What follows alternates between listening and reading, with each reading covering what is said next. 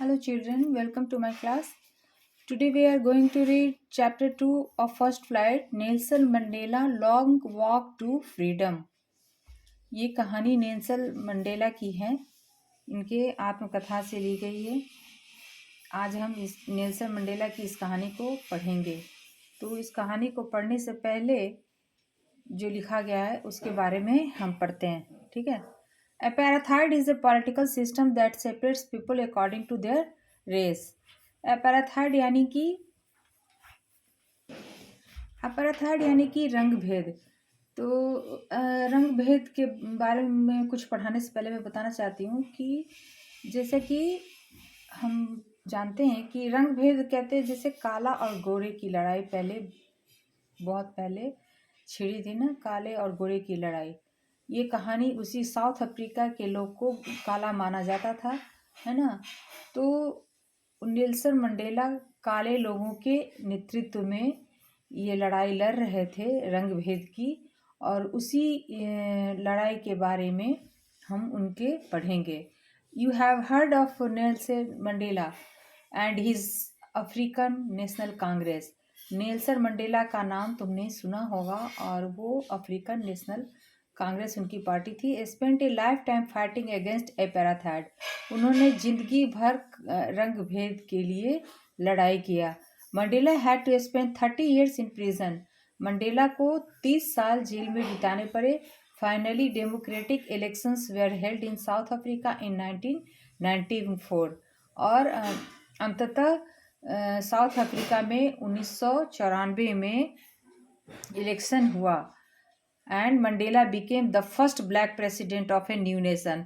और अंत में उन्होंने 30 साल जेल में बिताए और ज़िंदगी भर ये काले घोड़े की लड़ाई लड़ी, रंग भेद की, और उन्हें जीत मिली। और वो 1994 में फर्स्ट ब्लैक प्रेसिडेंट राष्ट्र के बनाए गए। तो कहने का मतलब कि यह चैप्टर जो है वो मंडेला की आत्मकथा लॉन्ग वॉक टू फ्रीडम का एक उदाहरण है। इसमें उनके शुरुआती जीवन, उनके शिक्षा, और जो जेल में उन्होंने 30 साल बिताए, उनके झेले गए दर्द की झलक इस कहानी में हम पढ़ेंगे। और यह अपने ही लोगों की स्वतंत्रता की लड़ाई के लिए उनकी लड़ाई को भी इसमें बताया गया है, जिन्हें गोरों द्वारा प्रताड़ित किया गया था, ठीक है। In this extract from the autobiography, इस आत्मकथा में long walk to freedom, Mandela जो है वो एक हिस्टोरिक ओकेजन के बारे में बताते हैं, द इनॉग्रेशन।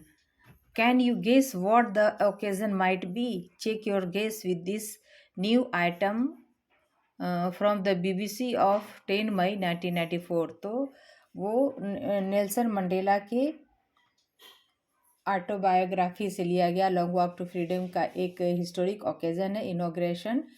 और बोल रहा है कि क्या तुम गेस कर सकते हो कि ये क्या है? Check your guess with news. BBC के इस न्यूज़ को जो 10 मई 1994 को प्रसारित की गई थी उसको चेक करो। Nelson Mandela has become South Africa's first black president after more than 3 centuries of white rule. गोरों के 3 दशक तक राज्य करने के बाद नेल्सन मंडेला पहले काले प्रेसिडेंट राष्ट्रपति बनाए गए साउथ अफ्रीका के। Mister Mandela's African national Congress party own 252 of the 400 seats in the first democratic elections of South Africa's history. Mister Mandela जो हैं वो उनकी पार्टी थी अफ्रीकन नेशनल कांग्रेस, जिन्होंने 400 में 252 सीट जीतकर और पहला डेमोक्रेटिक इलेक्शन जीतकर साउथ अफ्रीका के हिस्ट्री में ये घटना दर्ज कराया था, है ना। द इनॉग्रेशन, इसी का ये इनॉग्रेशन सेरेमनी था। The inauguration ceremony took place in the union buildings amphitheatre in Pretoria today. और यही इनॉग्रेशन जो है वो यूनियन बिल्डिंग एम्फीथिएटर के प्रिटोरिया में आज मनाया जा रहा है, attended by politician and dignitaries from more than 140 countries around the world.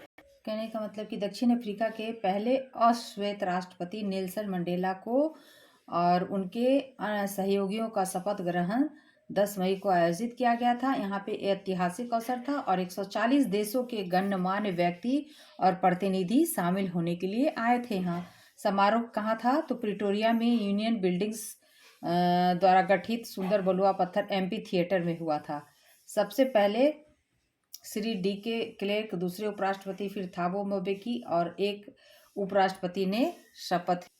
10th May dawned bright and clear. For the past few days I had been pleasantly besieged by dignitaries and world leaders who were coming to pay their respects before the inauguration. 10 May 1994 को Nelson Mandela ने दक्षिण Africa के पहले अश्वेत राष्ट्रपति के रूप में शपथ ली और इसलिए यह एक नए जमाने का लोकतांत्रिक देश बन रहा था। नेल्सन मंडेला पहले अश्वेत राष्ट्रपति के रूप में शपथ लिए, है ना। 10 मई का दिन निकला, डॉन्ड यानी दिन निकला, है ना, साफ और क्लियर दिन था।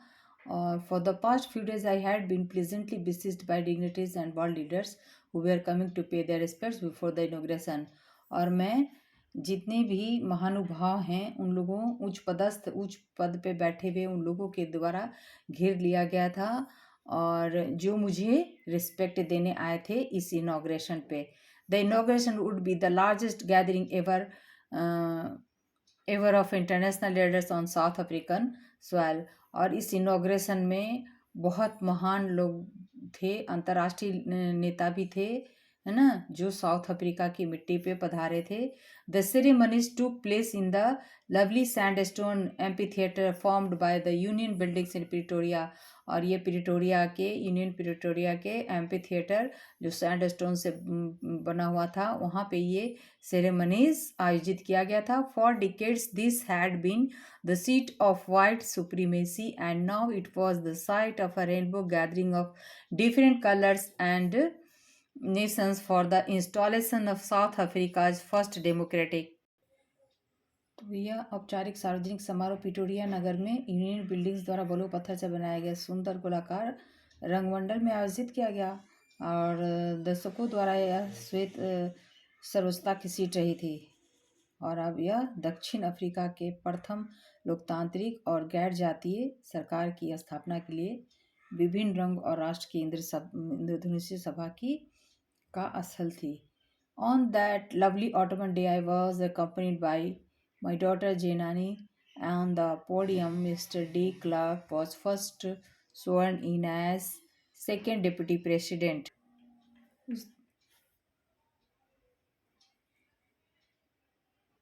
तो उस दिन लेखक जो हैं वो उनके साथ उनकी पुत्री जेनानी भी थी और सर्वप्रथम डी क्लार्क जो हैं उनको द्वितीय उपराष्ट्रपति की शपथ दिलाई गई।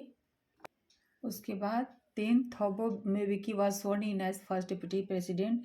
उसके बाद थम्बो मेविकी को प्रथम राष्ट्रपति की शपथ दिलाई गई। तब when it was my turn, तब लेखक की बारी थी, यानी कि नेल्सन मंडेला की।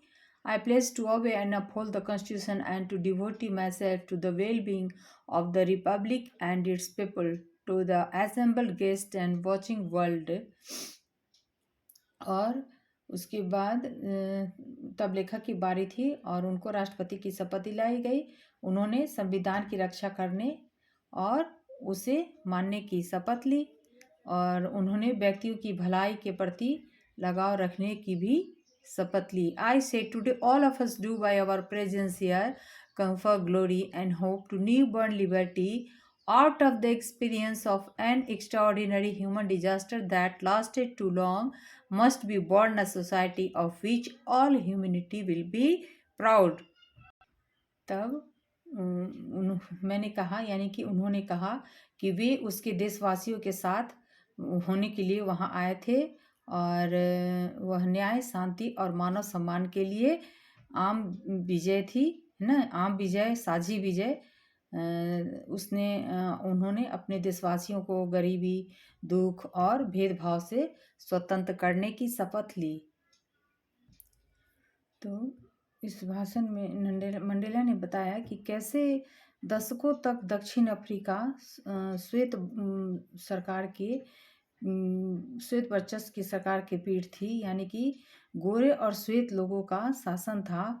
मंडेला ने कहा कि अब सभी लोगों की उपस्थिति नवजात और हाल ही में प्राप्त स्वतंत्रता को गौरव और आशा प्रदान करती है। कुछ समय पहले तक जिन अश्वेतों को गैर कानूनी माना जाता था, वे अपनी धरती पर दुनिया के देशों की मेजबानी कर रहे थे। रंग भेद पर उनकी जीत न्याय, शांति और मानवीय गरिमा के लिए आम मनुष्य की जीत थी। राजनीतिक स्वतंत्रता प्राप्त हो चुकी थी और वे सभी लोगों को गरीबी, अभाव और बीमारियों के बंधन से मुक्त करने के लिए कड़ी मेहनत करेंगे। दक्षिण अफ्रीका को फिर एक दूसरे के उत्पीड़न का सामना नहीं करना पड़ेगा। Never never and never again shall it be that this beautiful land will again experience the oppression of one by another. मतलब अब इस तरह का दोबारा ऐसा नहीं किसी को सहन करना पड़ेगा। The sun shall never set on so glorious a human achievement let freedom reign God bless Africa. और इस तरह का अब यहाँ का सूरज कभी नहीं डूबेगा और ये भगवान अफ्रीका को बचाएं और इस तरह का दिन अब दोबारा नहीं आएगा। तो आज मैं यहीं पे इस चैप्टर को समाप्त कर रही हूँ, फिर अगले चैप्टर में पार्ट 2 में इसको आगे पढ़ेंगे।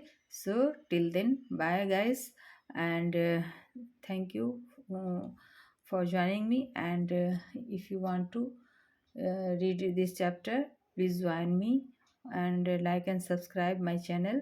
Okay, thank you.